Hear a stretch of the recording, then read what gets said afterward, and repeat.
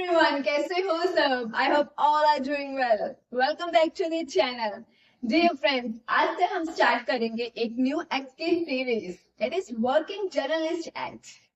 आज के इस पर्टिकुलर वीडियो में ना हम लोग डिस्कस करेंगे सेक्शन नंबर 1 से लेकर के सेक्शन नंबर 9. तो चलिए फिर शुरू करते हैं आज के टॉपिक को. So my dear friends, सबसे पहले हम बात करेंगे सेक्शन नंबर 1 की. ये कहता है कि इस एक्ट का नेम क्या है. Working Journalists and Other Newspaper Employees and Miscellaneous Provisions Act 1955. मतलब कि फ्रेंड्स ये जो एक्ट है ना ये बेसिकली बनाया गया है जो वर्किंग जर्नलिस्ट होते हैं, जो न्यूज़पेपर एम्प्लॉयज होते हैं ना, इन लोगों की सर्विस कंडीशंस को रेगुलेट करने के लिए. जैसे हम लोगों ने देखा कि फैक्ट्री सेट में जो फैक्ट्री में काम करने वाले वर्कर्स होते हैं उनके लिए एक्ट बनाया गया था ना, ताकि उनकी सेफ्टी, हेल्थ के रिलेटेड, वेलफेयर की कंडीशन सब सही रहे. ठीक उसी तरह से ही ये act working journalist and newspaper वाले एम्प्लॉयज की ही सर्विस कंडीशंस को अच्छे से रेगुलेट करने के लिए ही बनाया गया है. एंड ये जो एक्ट है ना ये पूरे के पूरे इंडिया में, मतलब कि इंडिया के हर एक रीजन, हर एक स्टेट में ये एक्ट अप्लाई होता है. Now let's talk about section number 3. Friends section 3 ये कहता है, लेकिन उससे पहले मुझे बताओ, आप सब भी तारक मेहता का उल्टा चश्मा देखते हो राइट? उसमें तूफान एक्सप्रेस का नाम सुना है? हाँ, वो एक न्यूज़पेपर एजेंसी है जहाँ पे कौन वर्क करता है? पोपटलाल. लेकिन यार ये पोपटलाल और तूफान एक्सप्रेस का सेक्शन 3 से क्या कनेक्शन है? चलिए समझते हैं. लेकिन उससे पहले मुझे एक बात बताइए, अगर मैं एक नॉर्मल फैक्ट्री में वर्क करती हूँ, मैं एक एम्प्लॉय हूँ, मेरे एम्प्लॉयर के साथ डिस्प्यूट हुआ है. आप लोग मुझे बताइए, जब एम्प्लॉयर और एम्प्लॉय के बीच में डिस्प्यूट होता है तो क्या होता है? इंडस्ट्रियल डिस्प्यूट एक्ट इसी के लिए बना है ना, जो बताता है कि इस डिस्प्यूट को, इस झगड़े को कैसे सुलझाया जाए. ठीक है, लेकिन ये तो बात थी नॉर्मल फैक्ट्री और एस्टैब्लिशमेंट में काम करने वाले वर्कर्स की. बट सोचिए जरा, अगर पोपटलाल जो जर्नलिस्ट है उनका अपने एडिटर के साथ झगड़ा हो जाए. अब झगड़ा किस बात पे हो सकता है? हो सकता है एडिटर जो है या वो पोपटलाल को, मतलब जर्नलिस्ट को क्या कर रहे हैं, अनफेयरली डिसमिस कर रहे हैं, रिट्रेंचमेंट हो रहा है, या कोई और वर्किंग कंडीशन को लेकर के इश्यू है जिसकी वजह से डिस्प्यूट हुआ. तो यार अब इन लोगों का मामला कौन सुलझाए? यहाँ के एम्प्लॉयज का अगर कुछ डिस्प्यूट होता है तो क्या होता है फिर? तो गवर्नमेंट कहते हैं काम करो, इंडस्ट्रियल डिस्प्यूट एक्ट ना इनके ऊपर भी अप्लाई कर दो. तो इससे आप क्या समझे कि ठीक उसी तरह से जैसे नॉर्मली फैक्ट्री में या किसी एस्टैब्लिशमेंट में काम करने वाले वर्कर के ऊपर इंडस्ट्रियल डिस्प्यूट एक्ट अप्लाई होता है उनके डिस्प्यूट को सॉल्व करने के लिए, ठीक उसी तरह से ही एक वर्किंग जर्नलिस्ट है या कोई भी न्यूज़पेपर का एम्प्लॉय है तो वहां पर भी उनको भी लीगल प्रोटेक्शन जो है वो इंडस्ट्रियल डिस्प्यूट एक्ट के तहत ही मिलती है. पहली बात समझ गए. दूसरी बात, छोटी सी एक मॉडिफिकेशन है, वो ये है कि नॉर्मली इंडस्ट्रियल डिस्प्यूट एक्ट क्या बोलता है, उसका मतलब सेक्शन 25F क्या बोलता है? यही ना. अगर मान लो फ्रेंड्स एक XYZ फैक्ट्री है, आप वहां के एम्प्लॉयर हो और मैं एम्प्लॉय हूँ, एंड आपने अगर मुझे जॉब से निकालना है तो मुझे बताइए, क्या आप पहले मुझे 1 मंथ का नोटिस देंगे? बोलो यस और नो. यस. लेकिन यहाँ हम बात अब फैक्ट्री की नहीं करेंगे, हम बात कर रहे हैं वर्किंग जर्नलिस्ट की, न्यूज़पेपर के एम्प्लॉयज की. तो यहाँ अगर मान लो आपको पोपटलाल जी को बाहर निकालना है या पोपटलाल के एडिटर को बाहर निकालना है तो क्या नोटिस देना पड़ेगा? यस. लेकिन टाइम में फर्क है. पता है क्या? नॉर्मली हम जानते हैं 1 मंथ का नोटिस देना रहता है, लेकिन यहाँ अगर तो एडिटर को निकालना है तो आपको 6 मंथ का नोटिस देना पड़ेगा, और अगर पोपटलाल यानी जर्नलिस्ट को निकालना है तो आपको 3 मंथ का नोटिस देना पड़ेगा. अगर आपको शॉर्ट समरी समझाऊं तो ये सेक्शन में सिर्फ 2 बातें थी. अगर तो डिस्प्यूट हुआ है तो इंडस्ट्रियल डिस्प्यूट एक्ट ही अप्लाई होगा यहाँ भी. दूसरा, एडिटर को निकालना है तो जल्दी बताओ कितने मंथ का नोटिस? Yes, 6 month. और अगर जर्नलिस्ट को निकालना है तो 3 मंथ का notice. I hope section 3 clear. Now let's talk about section number 4. Just imagine friends, Popatlal journalist है और तूफान एक्सप्रेस में काम करते हैं. जरा सोचिए, 1954 और 1955 के दौरान पोपटलाल को तूफान एक्सप्रेस से निकाल दिया जाता है, लेकिन नोटिस दिया जाता है। तो बात खत्म, निकाल दिया। लेकिन इम्पोर्टेंट पॉइंट जो आपको समझना है, अगर 1954 या 1955 में हम एग्जाम्पल लेके चलते हैं कि पोपटलाल को 1955 में तूफान एक्सप्रेस से निकाल दिया गया है, बट विदाउट एनी नोटिस, मतलब पोपटलाल को नोटिस नहीं दिया और तूफान एक्सप्रेस से आउट कर दिया, तो अब क्या होगा ऐसे सिनेरियो में फ्रेंड्स? अब जो उनका एम्प्लॉयर है या बॉस बोल लो, वो क्या करेगा, उन्हें पोपटलाल जी को मतलब जर्नलिस्ट को 1 मंथ की सैलरी देनी पड़ेगी। लेकिन अब ये सेक्शन में इंपॉर्टेंट पॉइंट क्या है, अभी तक आपने क्या समझा? 1954 और 1955 में आपने बाहर निकाला है अपने एम्प्लॉय को, अपने जर्नलिस्ट को, ठीक, नोटिस दिया है तो बात खत्म। नोटिस नहीं दिया तो आपको 1 मंथ की सैलरी देनी पड़ेगी। जो मेन बात आपने समझनी है वो ये है कि ये सैलरी और साथ में फ्रेंड्स कंपनसेशन भी देनी पड़ेगी। बोलो क्या देना पड़ेगा? एक तो सैलरी 1 मंथ की और दूसरा कंपनसेशन देनी पड़ेगी। अब समझना ये है कि ये सैलरी और कंपनसेशन को कैलकुलेट कैसे करना है। तो सबसे पहले एक इम्पॉर्टेंट पॉइंट है जो आपको बड़े ही ध्यान से समझना है। उसे समझने के बाद फिर हम ये देखते हैं कि ये सैलरी एंड कंपनसेशन को कैलकुलेट कैसे करा गया है, ठीक। जो इम्पोर्टेंट पॉइंट है वो ये है, अगर मैं आपको बोलूं कि पोपटलाल जी ने 2 years 10 month वर्क करा है, 2 years 10 months वर्क करा है, तो इसको हम पता क्या मान करके चलेंगे कि उन्होंने 3 years वर्क करा है। लेकिन क्यों? बिकॉज ये 2 साल के साथ जो 10 मंथ है ना, ये 6 मंथ से ज्यादा है, इसलिए हम इसको 3 years समझ लेंगे। लेकिन अगर मैं आपको बोलूं पोपटलाल जी ने 5 years 2 month वर्क करा है, तो 5 year ही रहेंगे। क्यों? यस, क्योंकि 2 मंथ 6 मंथ से कम होते हैं। अच्छा एक और बताओ, अगर मैं आपको बोलूं पोपटलाल जी ने 4 years 11 मंथ वर्क करा है, तो इसको हम क्या समझेंगे? यस, 5 years समझेंगे। क्यों? हाँ जी, क्योंकि 11 मंथ 6 मंथ से ज्यादा होते हैं। आई होप ये पॉइंट सभी को क्लियर। अब हम देखते हैं कि सैलरी एंड कंपनसेशन को कैलकुलेट कैसे करना है।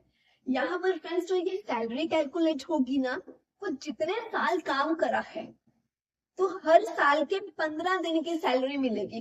कैसे? वो देखो, हमारी एग्जाम्पल में वो जो पोपटलाल है उनको तूफान एक्सप्रेस से 1955 से कर दिया आउट, लेकिन नोटिस दिया नहीं, और उन्होंने वर्क करा है 2 years 10 month। मुझे जल्दी बता दो इसको हम क्या समझेंगे? यस, इसको हम 3 years समझेंगे। क्यों बताओ? यस, क्योंकि 10 मंथ 6 मंथ से ज्यादा होते हैं। तो समझ गए कि इन्होंने 3 years वर्क करा है। कितने? 3 years वर्क करा है। गुड। अब सपोज करो कि पोपटलाल जी की 1 month 12,000 सैलरी थी। कितनी थी एक महीने की सैलरी? 12,000, 12,000 रुपए, ठीक। अब 12,000 को हम कर देंगे डिवाइड 30 से, इंटू 15। 15 क्यों? 15 क्यों? क्योंकि मैंने क्या बोला, जितने साल काम करा है हर साल के 15 दिन की सैलरी, तो डिवाइडेड बाय 30 इंटू 15 करके कितना आ गया? 6,000। मुझे बताओ उन्होंने कितने ईयर वर्क करा था? 3 years। ये जो 6,000 निकल के आया है ना, इसको 3 से मल्टीप्लाई कर दो, कितना आया? 18,000। ये कंपनसेशन निकल आई। इसको 12,000 जो सैलरी थी ना उसके साथ कैलकुलेट कर दो, मतलब ऐड कर दो, कितना आया? 30,000। तो मतलब 12,000 की सैलरी और साथ में कंपनसेशन, ये सब निकाल करके जो भी अमाउंट सामने निकल करके आएगा, वो अमाउंट दिया जाएगा उस जर्नलिस्ट को, न्यूज़पेपर के उस एम्प्लॉय को जिसको आपने 1954 और 1955 से निकाला था, लेकिन without any notice. So I hope आपको इसके ये सारे पॉइंट क्लियर हो गए। Talk about section number 5, gratuity. Gratuity gratuity, आखिर ये क्या होती है ग्रेच्युटी? ये एक तरह का रिवॉर्ड होता है जो दिया जाता है एक एम्प्लॉय को, लेकिन कब? अगर अगर उसने कुछ साल करा है आपकी फैक्ट्री, आपकी कंपनी, आपकी एस्टेब्लिशमेंट में वर्क करा है, तो फिर अगर उसको जब उसने काम करा है ना, अब वो काम से या तो उसको जॉब को अपने टर्मिनेट कर दिया है, या उसकी डेथ हो गई है, या वो रिटायर हो गया, या उसने खुद काम छोड़ दिया है, तब उस बंदे को ग्रेचुटी मिलती है। अब आपके दिमाग में आ रहा होगा कि अगर किसी को आपने किसी की जॉब टर्मिनेट करी है, कमाल है, फिर भी उसको रिवॉर्ड के रूप में ग्रेचुटी मिल रही है।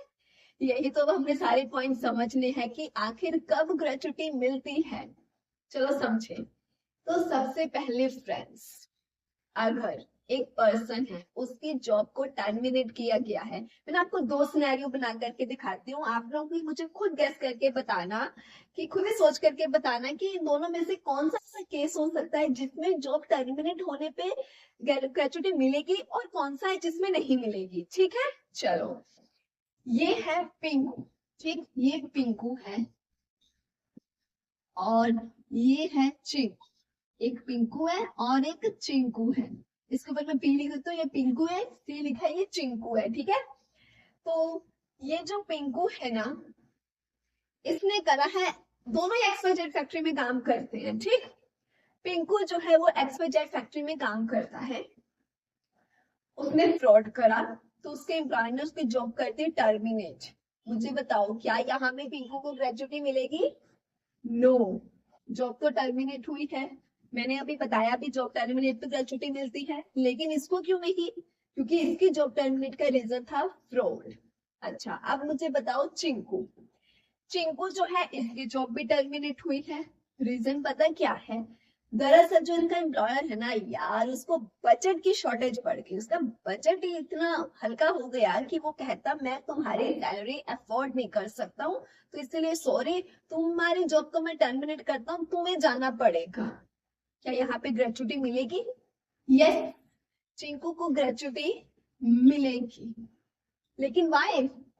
क्योंकि यहाँ पर एम्प्लॉयर ने निकाला है कि उसके पास बजट की कमी थी। मुझे बताओ कि यहाँ पर चिंकू की कोई गलती है? कि उसने कोई मिसबिहेव करा? नो।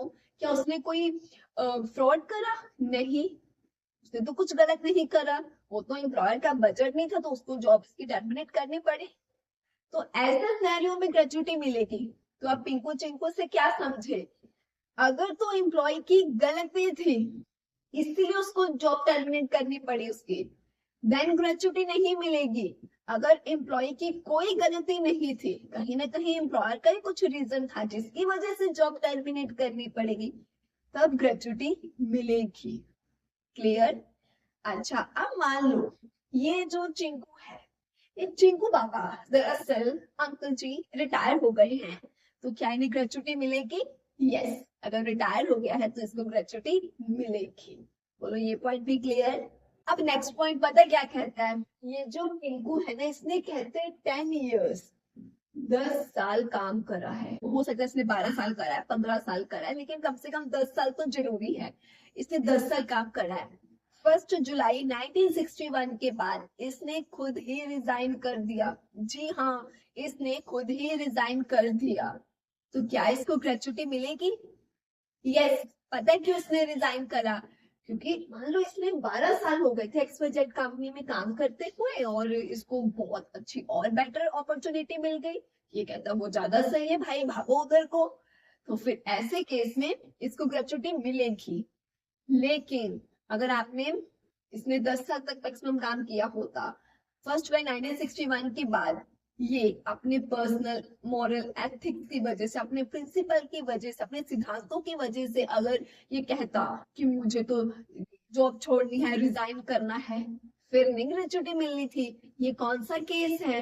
ये कौन सा केस है फ्रेंड्स? ये वो केस है जहां पर आप रिजाइन कर रहे हो।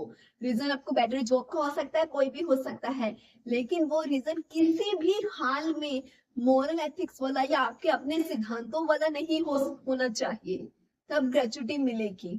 अब सेम इसी से मिलता जुलता एक और पॉइंट आ गया। अगर मान लो आपने 3 साल तक काम करा है, और 1 जुलाई 1961 के बाद आप खुद ही रिजाइन कर रहे हो, यहाँ पर रीजन हो सकता है आपका कि आप अपने ही सिद्धांत, वो जैसे आत्माराम भिड़े सिद्धांतवादी इंसान है, आप अपने सिद्धांतों की वजह से रिजाइन कर रहे हो, तब आपको ग्रेचुटी मिलेगी। अब ये सिद्धांतवादी वाली एग्जाम्पल समझ लीजिए।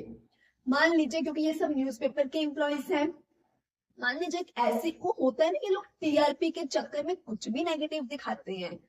तो मान लो कुछ ऐसी नेगेटिव खबर थी जिससे टीआरपी तो बहुत आती, बहुत चढ़ाई हो जाती इनकी तो एक्सप्रेस की या मान लो जो भी है, लेकिन ये कहता यार टीआरपी के चक्कर में या अपने सेल के चक्कर में ये गलत है, मत करो।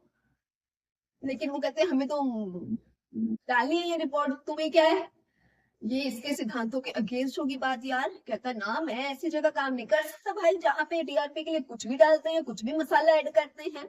तो इसने अपने सिद्धांतों के चक्कर में, अपने मोरल एथिक्स के चक्कर में क्या करा, इसने रिजाइन करा है। यहाँ पे टाइम पीरियड क्या है, 1 जुलाई 1961 के बाद ही कम से कम 3 साल काम करा, तब ग्रेचुटी मिलेगी। दोनों में कंफ्यूज मत होना। अगर ये सिद्धांतवादी वाले सीन में फ्रेंड्स 3 साल याद रख लेना, ठीक है, और 10 साल वाले में सिद्धांतवादी वाला काम बीच में ऐड नहीं होना चाहिए, बस इतना ही बोला कि आप इतना ही याद रखना है। क्लियर बोलो ये भी, गुड। अच्छा ये तो थे भी सब लोग जो जीवित हैं उनकी बात। अगर मान लो किसी एम्प्लॉय की डेथ हो जाती है तो ऐसे केस में फिर कहते वो जो ग्रेचुटी है वो किससे मिलेगी, यस नॉमिनी को मिलेगी। जो भी नॉमिनी होता है फिर उस पर्सन को क्या है वो ग्रेचुटी मिल जाती है। क्लियर। लेकिन अब ये भी तो पता होना चाहिए ना कि ग्रेचुटी को कैलकुलेट कैसे करना है। अब यहाँ पे प्रीवियस सेक्शन अगर आपने ध्यान से समझा है ना तो अब वो काम आएगा। कैसे, सुनो। यहाँ पर भी ना हर कंप्लीटेड ईयर ऑफ सर्विस का हम लोग क्या है 15 डेज का एवरेज पे के हिसाब से ही ग्रेचुटी का अमाउंट निकालेंगे। तो देखिए मान के चलिए वो जो पिंकू है ना उसकी सैलरी थी 30,000 रुपीज। कितनी फ्रेंड, 30,000 रुपीज। मैंने बोला था ना आपको 15 डेज का हमने एवरेज पे निकालना है। तो यहाँ पे डेली वेज निकालने के लिए पता क्या करेंगे हम, जो ये सैलरी है ना 30,000 रुपीज, इसको हम 30 से डिवाइड कर देंगे। मैंने प्रीवियस सेक्शन की भी एग्जांपल में 30 से डिवाइड करा था, यहाँ पर भी, क्योंकि हम यहाँ पे एक महीने में 30 डेज मान के चल रहे हैं, ठीक है। तो इसलिए हम एवरेज पे निकालने के लिए, डेली वेज निकालने के लिए 30,000 को 30 से डिवाइड करके कितना आ गया बोलो, 1,000 आया। पिंकू ने कितने साल काम करा, पिंकू ने 7 ईयर 8 मंथ्स काम करा। 7 ईयर्स 8 मंथ्स, बताओ ये कितने साल हुए। हाँ जी ये 8 ईयर्स हुए। बताओ क्यों, क्योंकि 8 मंथ 6 मंथ से ज्यादा होते हैं। गुड।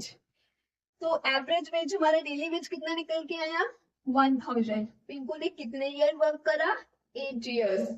निकालना कैसे है, 15 डेज का एवरेज पे निकालना है ना हमने हर साल के हिसाब से।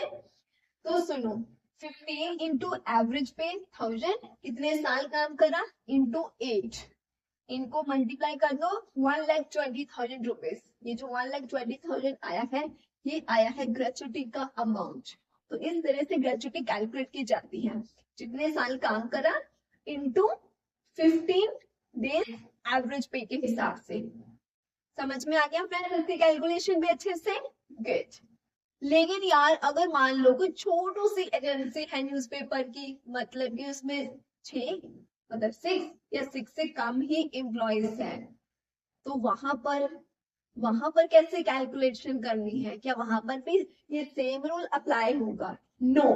तो फिर वहां पर उनकी ओल्ड सर्विस देखी जाएगी, वो छोटी न्यूज़पेपर वालों की ना ओल्ड सर्विस, मतलब एक्ट से आने से पहले वाली जो ओल्ड सर्विस है ना वो देखी जाएगी, उसके हिसाब से ही कैलकुलेशन होगी। वहां पर ये 15 डेज वाला रूल अप्लाई नहीं होगा। फ्रेंड्स 3 पॉइंट याद रखने अब आपको। सबसे पहले ऑयल सर्विस वाले केस में जहां पे 6 या 6 से कम लोग काम करते हैं, ये वहां की बात हो रही है अब, ठीक है। सबसे पहला पॉइंट, अगर मान लीजिए वहां पे वो जो छोटी न्यूज़पेपर वाली एजेंसी है उसकी जो ओल्ड सर्विस है वो 3 ईयर से कम है, 3 साल से कम है, फॉर्मूला फ्रेंड्स यही रहेगा, लेकिन 15 डेज की जगह वहां पर 3 होगा, वहां पे 3 से कैलकुलेट होगा, फिर वहां पे 3 डेज। देखो नॉर्मली हमने क्या समझा कि हर साल जितने भी वो काम अपनी सर्विस दी है उसका हमने 15 डेज से हिसाब से एवरेज पे निकाला था, बोलो यस। लेकिन अगर वो एक छोटी न्यूज़पेपर एजेंसी है और उसमें जो ओल्ड सर्विस है वो 3 इयर्स तक की ही है बस, ठीक है, तो वहां पर 15 नहीं, हम लोग 3 यूज करेंगे। हम 3 डेज के एवरेज पे के हिसाब से निकालेंगे। सिंपल बोलो तो यहाँ 15 की जगह 3 लिखना है। ठीक है, चलो। अगर वो जो ओल्ड सर्विस है वो 5 से 10 साल तक की है तो 15 की जगह 5 लिखना है। ठीक, अगर वो 10 प्लस है, अगर वो जो ओल्ड सर्विस है वो 10 साल से ज्यादा है तो हमने 15 की जगह 7 लिखना है। बस इतना ही। वैसे हम फॉर्मूले में यूज करते हैं 15, लेकिन अगर वो ओल्ड सर्विस 3 साल या उससे कम है तो 15 की जगह बोलो क्या, 3। अगर 5 और 10 साल की ओल्ड सर्विस है तो 5 लिखेंगे 15 की जगह। अगर 10 साल से ज्यादा की है तो 7 लिखेंगे 15 की जगह। लेकिन ये सब कहाँ यूज हो रहा है, कहाँ अप्लाई हो रहा है? ये ऐसा का न्यूज़पेपर छोटी एजेंसी वाली है। ठीक, कितनी छोटी? हाँ, सिर्फ और सिर्फ 6 और 6 से कम वर्कर से काम कर रहे हैं तब। ये पॉइंट भी बोलो सभी को क्लियर हो गया? गुड। तो अब नेक्स्ट पॉइंट समझे? यहाँ तक सभी को क्लियर हो गया ना पक्के से? चलो फिर अब नेक्स्ट पॉइंट सुनो बड़े ध्यान से। यहाँ पर हमें पता है अगर एम्प्लॉय की डेथ होती है तो उसकी फैमिली को ग्रेचुटी का पैसा मिलता है। फैमिली कौन? लेकिन फैमिली किसको माना गया है? अगर मैं बात करूं एक मेल जर्नलिस्ट की, मतलब पिंकू की, मेल जर्नलिस्ट की, तो उसकी फैमिली होगी उसकी विडो। ठीक, और उसके चिल्ड्रन। अब चिल्ड्रन यहाँ पे मैरिड और अनमैरिड दोनों ही इंक्लूडेड है। उस मेल बंदे के, वो जिसकी डेथ हुई है, वो जो जर्नलिस्ट है, उसके डिपेंडेंट पेरेंट्स। ठीक, इसके अलावा अगर मान लो पिंकू कौन था फ्रेंड्स? जर्नलिस्ट था। लेकिन उसके फादर जो छोटा जूनियर पिंकू था, जो उसका बेटा था, उसकी डेथ हो चुकी थी। और उस जूनियर जो पिंकू था उसके आगे बच्चे और बीवी की जिम्मेवारी मान लो जो बड़ा सीनियर पिंकू था मतलब उसी की थी। तो फिर वो डिसीज्ड सन के भी जो आगे बच्चे और बीवी है अगर वो भी डिपेंडेंट थे, ठीक, तो वो सब क्या है, फैमिली माने जाएंगी। लेकिन कहानी में ट्विस्ट ना आए भला। ट्विस्ट ये है, अगर मान लो वो जो मेन जर्नलिस्ट है, वो जो मेल जर्नलिस्ट पिंकू था, उसने ये डिक्लेयर कर रखा था कि वो और उसकी वाइफ लीगली सेपरेट हो चुकी हैं। वो उसके ऊपर बिल्कुल डिपेंडेंट नहीं थी, वो एकदम लीगली सेपरेटेड है। उस केस में फिर वो जो उसकी वाइफ जो विडो हुई है जो भी, वो फैमिली नहीं मानी जाएगी। क्लियर? ये तो बात थी मेल जर्नलिस्ट की। अब हम फीमेल जर्नलिस्ट की बात करते हैं, मिसेस पिंकी की। यहाँ पर उनकी फैमिली मानी जाएगी, उनके हस्बैंड, उनके बच्चे, उनके मतलब फीमेल जर्नलिस्ट के खुद के डिपेंडेंट पेरेंट्स। अब कुछ बेटियां भी होती है ना जिनके पेरेंट्स उसी के ऊपर ही कहीं ना कहीं डिपेंड होते हैं, आगे बेटा नहीं है, जो भी रीजन है। ठीक, या फिर उसके हस्बैंड के डिपेंडेंट पेरेंट्स, एक तो लड़की के खुद के माँ बाप भी और उसके हस्बैंड के माँ बाप भी, ये सब के सब फैमिली माने जाएंगे। लेकिन यहाँ पे यही कंडीशन आती है, अगर मान लो वो जो फीमेल जर्नलिस्ट थी उसने ये डिक्लेयर कर रखा था कि मैं अपने हस्बैंड को एक्सक्लूड ही करती हूँ, फैमिली का पार्ट ही नहीं मानती हूँ। तो जब हस्बैंड पार्ट नहीं है तो उसके ऑटोमेटिकली उसके पेरेंट्स भी नहीं है। तो फिर ऐसे केस में जो उसका हस्बैंड होगा और जो उनके हस्बैंड के पेरेंट्स होंगे वो फैमिली का पार्ट नहीं माने जाएंगे। ये पॉइंट पे सभी को क्लियर? अच्छा, अब कुछ अडॉप्टेड चाइल्ड वाला सीन हो जाता है। कई बार कुछ फैमिलीज में ऐसा होता है ना, लाइक कि मान लो एक फैमिली में, कैसे एग्जांपल दूं यार, हाँ मान लो ऐसा सीन है, कुछ ननद भाभी का सीन है कि मान लो ननद के कोई बच्चा नहीं हो रहा था तो भाभी का बच्चा ही मान लो वो अडॉप्ट कर लेती है लीगली। ऐसा भी होता है ना कई घरों में।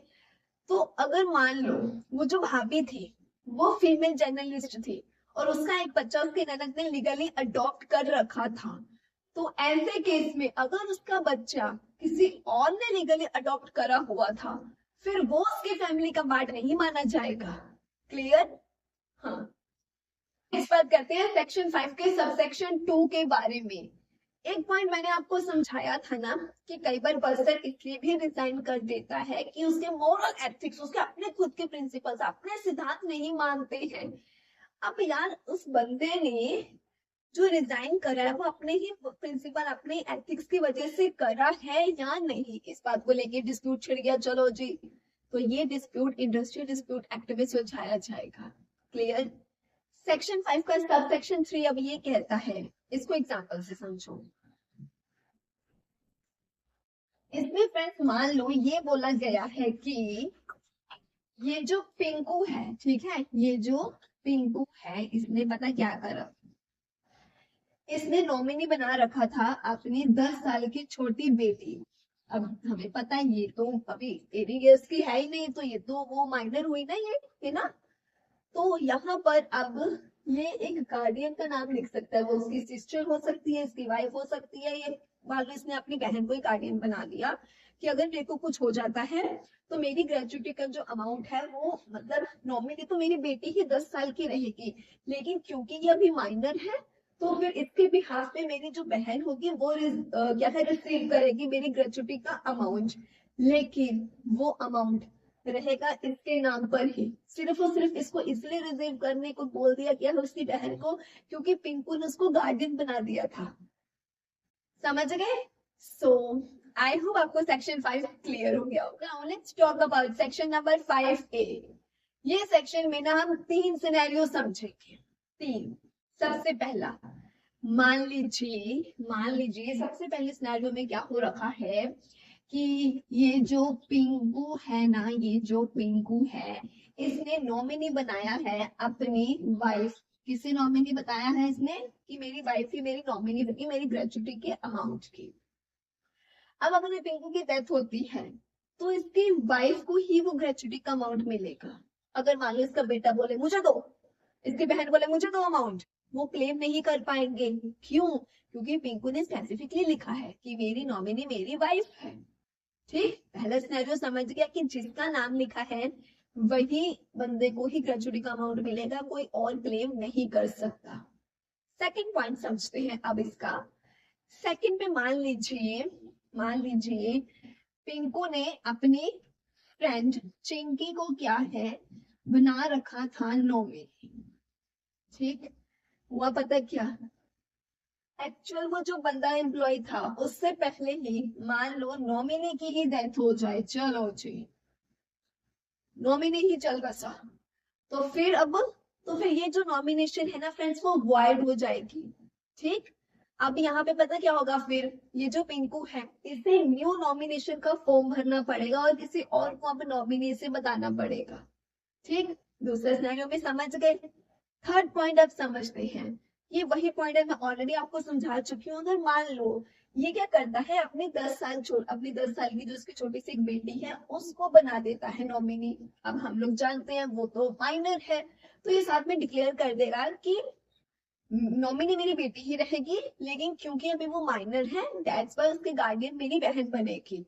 तो ये कहता है कि मेरे को कुछ हो जाता है तो मेरी बेटी के बिहाफ पे उसके गार्डियन बन करके मेरी बहन अमाउंट रिसीव करेगी, लेकिन वो अमाउंट रहेगा इसकी बेटी के नाम पर ही। क्यों? क्योंकि नॉमिनी तो वही है।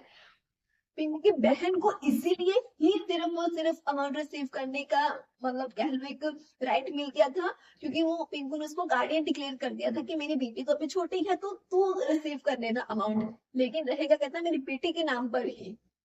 तो ये 3 पॉइंट्स है इस सेक्शन में। आई होप आपको क्लियर हो गया। Now let's talk about section number 6। अगर मैं आपको पूछूं कि पिंकू एक XYZ फैक्ट्री का वर्कर है, एक फैक्ट्री का वर्कर है, तो मुझे जरा बताना पिंकू मैक्सिमम कितने घंटे काम कर सकता है। यस, वो एक दिन में 8 घंटे काम कर सकता है, उससे ज्यादा तो ओवर टाइम माना जाएगा। लेकिन वही अगर मैं आपको बोलूं कि जो पिंकू है वो जर्नलिस्ट है तो वो मैक्सिमम कितने घंटे काम कर सकता है। फ्रेंड्स, 4 हफ्तों में 4 वीक्स में जो पिंकू जो एक जर्नलिस्ट है वो 144 आवर्स तक काम कर सकता है। यस, अब यहाँ पर हो सकता है पहले हफ्ते ये 36 आवर्स वर्क कर रहा है, वीक 2 में ये 32 आवर्स कर रहा है, वीक 3 में 40 आवर्स कर रहा है, जैसे भी कर रहा है, लेकिन कहते हैं मैक्सिमम 4 हफ्तों में 4 वीक्स में 144 आवर्स से ज्यादा काम नहीं लेकिन ये करेगा। अगर वो 145 हो गए 146 हो गए तो ये अलाउड नहीं है। अब ये आपके ऊपर कैसे डिपेंड करता है कि किसी हफ्ते आप ज्यादा काम करवा रहे हो, किसी दिन कम काम करवा रहे हो, लेकिन बस इतना याद रखना है कि 4 हफ्ते मतलब 144 आवर्स बस। ठीक, नेक्स्ट पॉइंट की बात करें, लेकिन इनको भी छुट्टी तो मांगता है ना यार, आखिर है तो ये भी इंसान ही। तो कहते इनको भी एक दिन रेस्ट का मिलेगा, और वो जो आपको इंपॉर्टेंट पॉइंट अब याद रखना है, वो जो एक दिन आपको इनको रेस्ट का दे रहे हो ना उसमें कहते रात के 10 बजे से लेकर के सुबह के 6 बजे तक का टाइम इंक्लूड होना चाहिए। हाँ जी। एग्जाम्पल, अगर मैं बोल रही हूँ कि पिंकू को संडे सुबह के 6 बजे से लेकर के मंडे सुबह के 6 बजे तक का एक रेस्ट डे मिला है, तो मुझे बताओ ये संडे सुबह 6 बजे से लेकर के मंडे सुबह 6 बजे तक के बीच में क्या रात के 10 बज रहे हैं? ये रात के 10 बजे से लेकर 6 बजे तक का टाइम आ रहा है, बीच में आ रहा है। दैट मीन्स ये जो इसको रेस्ट डे मिला है ये वैलिड माना जाएगा। अगर मैं आपको बोलूं कि पिंकू को मंडे के सुबह 6 बजे से लेकर के मंडे के ही रात के 10 बजे तक की ही छुट्टी मिली है, ठीक, क्या इसमें रात के 10 बजे से लेकर नेक्स्ट डे सुबह 6 बजे तक का टाइम आ रहा है? नहीं आ रहा है, तो ये रेस्ट डे इनवैलिड माना जाएगा। कहते हैं जैसे भी कोई भी दिन छुट्टी दो, बस उसमें रात के 10 बजे से लेकर के सुबह के 6 बजे का टाइम इंक्लूड होना चाहिए, तभी उसको वैलिड रेस्ट डे माना जाएगा। क्लियर? अब हम वीक की बात करते हैं। यहाँ पर शनिवार सैटरडे रात 12 बजे से लेकर के अगले शनिवार नेक्स्ट सैटरडे रात के 12 बजे तक को एक वीक माना गया है। ठीक है फ्रेंड, सिंपल है ये section. I hope clear. Now let's talk about section number 7। ये सेक्शन पता क्या बोलता है? जो एक जर्नलिस्ट है ना, इसको 2 तरह की लीव मिलती है। एक मिलती है अर्नड लीव और एक मिलती है मेडिकल लीव। आपको पता क्या याद रखना है? जो अर्नड लीव है उसके साथ फुल सैलरी, जो मेडिकल लीव है उसके साथ हाफ सैलरी मिलती है। लेकिन ये लीव मिलती किस हिसाब से है? अर्नड लीव जो है वो हर 11 दिन के हिसाब से मिलेगी, मतलब हर 11 दिन काम करने पे एक लीव मिलेगी।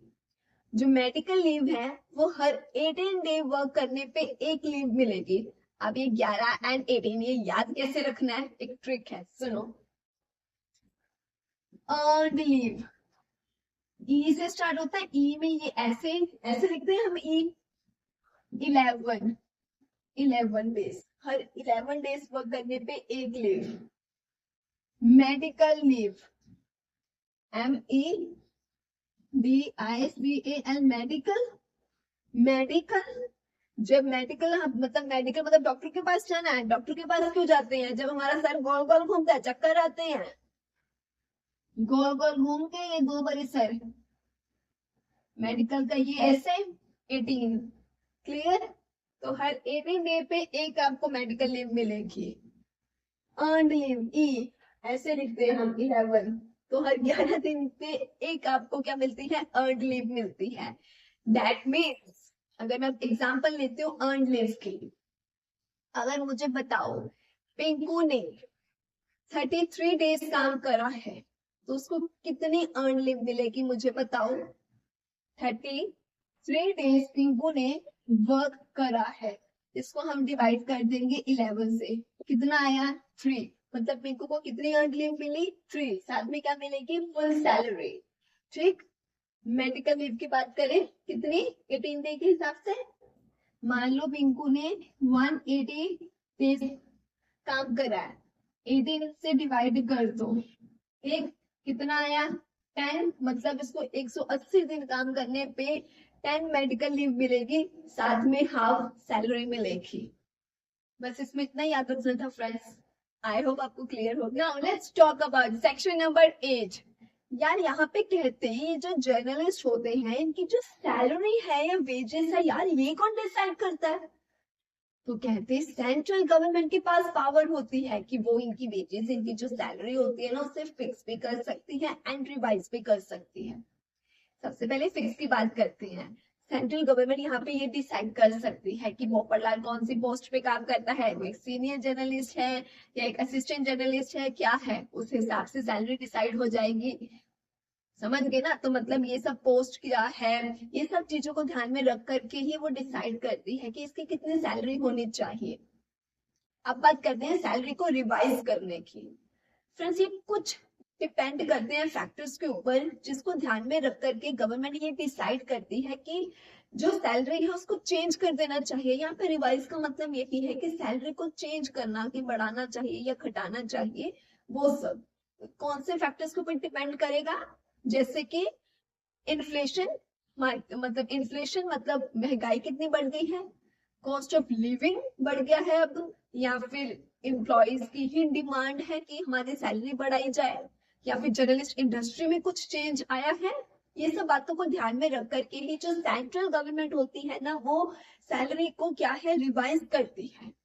फॉर एग्जाम्पल मान लीजिए पिंकू जो कि जर्नलिस्ट है, एंड गवर्नमेंट को लगता है कि यार पिंकू की वैसे सैलरी थी 12,000 रुपीज, गवर्नमेंट को लगता है कि कॉस्ट ऑफ लिविंग जो लिविंग स्टैंडर्ड है वो बढ़ चुका है, अब 12,000 रुपीज से एक जर्नलिस्ट का गुजारा नहीं होगा, तो वो क्या करेगी, इस बात को ध्यान में रख करके अब रिवाइज करेगी कि कितनी सैलरी होनी चाहिए। अगर उसको अब लगता है कि 12,000 की बजाय अब 18,000 होनी चाहिए या 20,000 होनी चाहिए, तो उस हिसाब से ही गवर्नमेंट जो होती है वो रिवाइज करती है इनकी सैलरी को।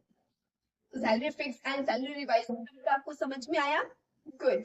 नेक्स्ट कहते हैं कि जो ये सेंट्रल गवर्नमेंट है ना, ये सिर्फ यही एक्ट की वजह से फिक्स एंड रिवाइज नहीं करती, वो working journalist fixation of rates and wages act जो 1958 है ना, इसकी सैलरी भी फिक्स एंड रिवाइज करती है सेंट्रल गवर्नमेंट। अब एक और इम्पोर्टेंट पॉइंट जो कि आपको इस सेक्शन में समझना है, मुझे एक बात बताओ, अगर मैं एक नॉर्मल एम्प्लॉय से वर्कर्स की बात करूं जो एक कंपनी में या किसी एस्टैब्लिशमेंट में काम करते हैं, तो क्या उनकी सैलरी और जो वेजेस होती हैं वो पर आवर मतलब टाइमिंग और पीस रेट के हिसाब से डिसाइड होती है? ऐसे यहाँ पर भी होता है। टाइमिंग का मतलब पर आवर 500 रुपीज या पर मंथ 20,000 रुपीज आपको सैलरी मिलेगी, ये हो गया टाइमिंग के हिसाब से सेंट्रल गवर्नमेंट ने फिक्स करी आपकी सैलरी। पेस रेट के हिसाब से देखो, अगर तो जो पिंकू है वो एक कंपनी में काम करता तो पेस रेट का मतलब होना था कि उसने प्रोडक्ट कितने बनाए हैं, जैसे कि मान लो पिंकू ने ये माइक कितने बनाए हैं उस हिसाब से मिलना था। लेकिन अब जर्नलिस्ट जो है वो माइक तो नहीं बनाएगा, ठीक, वो तो न्यूज छापता है, तो पर स्टोरी के हिसाब से, पर स्टोरी के हिसाब से कि आपने कितनी स्टोरी दी है या पर कवरेज कितना करा है आपने, ठीक है, या पर आर्टिकल के हिसाब से, वो पोपटलाल जी बोलते हैं तो ना मुझे आर्टिकल लिखना है या ये सब, तो पर आर्टिकल के हिसाब से या पर स्टोरी या पर कवरेज कितनी करी है आपने, इसके हिसाब से भी सैलरी जो होती है इनकी फिक्स होती है। यही इंपॉर्टेंट बातें थी जो आपको ध्यान रखनी थी। एक तो सेंट्रल गवर्नमेंट ही इनकी सैलरी और वेजेस को फिक्स करती है, रिवाइज करती है, और साथ ही साथ वो ये एक्ट की भी फिक्स एंड रिवाइज करती है सैलरी। एंड हमने लास्ट पॉइंट का समझा कि इनकी सैलरी भी टाइमिंग के बेसिस पे भी एंड पीस रेट के सिस्टम पे भी फिक्स होती है। सो आई होप आपको ये section clear. Now let's talk about section number 9।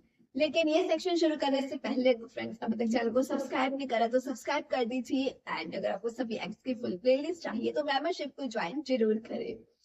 ये सेक्शन बोलता है कि गवर्नमेंट ने जो सैलरी फिक्स करनी होती है या रिवाइज करनी होती है ना, तो उसके लिए क्या है, वो एक बोर्ड बनाती है।